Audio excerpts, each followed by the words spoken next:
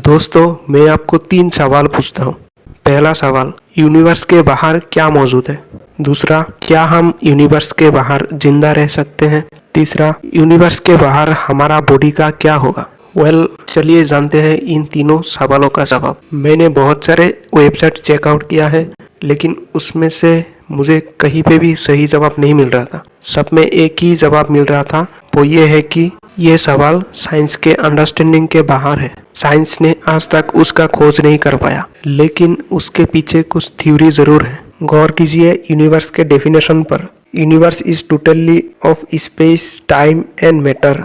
यानी यूनिवर्स वहां तक है जहां तक टाइम, स्पेस और मैटर तीनों हैं, चाहे वो लिमिट हो या लिमिटलेस हो। जहां ये तीनों चीज मिलेंगे वहां में मतलब यूनिवर्स है। और अगर हम कहे यूनिवर्स के बाहर, तो वो ये समझाएंगे कि वो जगह जहां में ये तीनों में से एक भी चीज नहीं है, और ये वो जगह है जहां पे कोई यूनिवर्सल लॉ अप्लाई नहीं होगा, कोई फिजिक्स का, नेचर का लॉ अप्लाई नहीं किया जा सकता, और यूनिवर्सल कांस्टेंट वहां पे नहीं लिया जा सकता। अब आते हैं सवाल पे, यूनिवर्स के बाहर क्या है? यूनिवर्स इन 3 चीजों से बना हुआ है, स्पेस, टाइम एंड मैटर। अगर यूनिवर्स के बाहर कहा जाए तो इन तीनों को छोड़ के अगर दूसरा कोई चीज हो सकता है तो वो मौजूद हो सकता है, जो कि ये तीनों में से नहीं है, जो अननोन है, जो साइंस के अंडरस्टैंडिंग के बाहर है। साइंस ने आज तक उसका खोज नहीं पाया होगा।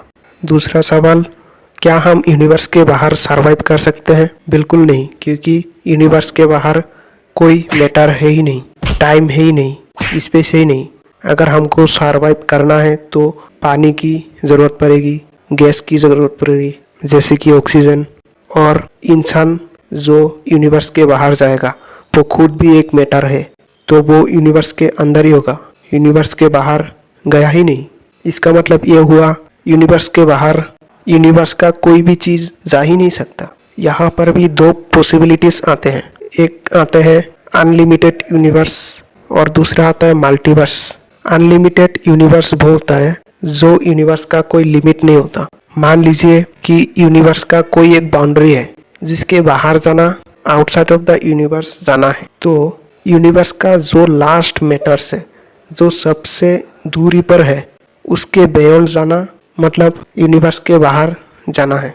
अब मान लीजिए ये लास्ट मैटर्स को भी पार कर गए कोई ह्यूमन बॉडी, तो इसको हम ये नहीं कह सकते कि हम यूनिवर्स के बाहर चले गए, बल्कि हमें ये कहना पड़ेगा कि यूनिवर्स एक्सपांड हो चुका है।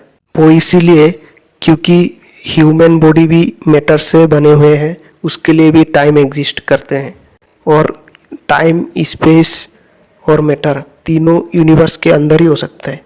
अब यूनिवर्स के जितना ही बाहर जाना कोशिश करेंगे उतना ही यूनिवर्स एक्सपांड होगा, ना कि यूनिवर्स के बाहर जाना होगा।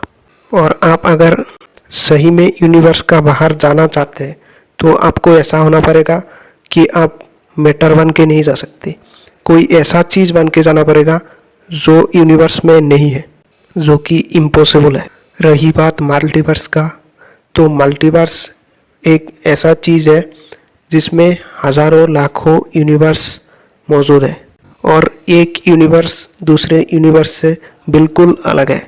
यानी हमारा यूनिवर्स में जो कुछ भी मिलता है वो बाकी किसी यूनिवर्स में भी नहीं मिलेगा। एक यूनिवर्स दूसरा यूनिवर्स से बिल्कुल अलग होगा, एक यूनिवर्स का चीज़ दूसरे यूनिवर्स में नहीं मिलेगा। मल्टीवर्स के हर एक यूनिवर्स के लिए अलग अलग यूनिवर्सल लॉ होगा, अलग अलग यूनिवर्सल कॉम्पोजिशन होगा, अलग अलग यूनिवर्सल कांस्टेंट होगा। अब तक ये दोनों केसेस हाइपोथेसिस ही है, क्योंकि उसका कोई साइंटिफिक प्रूफ नहीं है। तीसरा सवाल, हमारा बॉडी का क्या होगा यूनिवर्स के बाहर? अगर हम यूनिवर्स के बाहर जाए तो हम मैटर बन के नहीं जा सकते, क्योंकि मैटर सिर्फ यूनिवर्स तक ही लिमिटेड है। इसीलिए हमें ऐसा कोई चीज़ बनना पड़ेगा जो मैटर, स्पेस और टाइम से रिलेटेड ना हो, यानी कि हमें मासलेस बनना पड़ेगा। इसका मतलब ये है अगर हम यूनिवर्स के बाहर चला गया तो हम इंस्टेंटली डिसिपेयर हो जाएंगे, और इसी तरह जाने से कोई मास बाहर नहीं जाएगा यानी कि यूनिवर्स एक्सपांड नहीं होगा, तो हम कह सकते हैं कि एक्चुअली यूनिवर्स के बाहर हम आ चुके।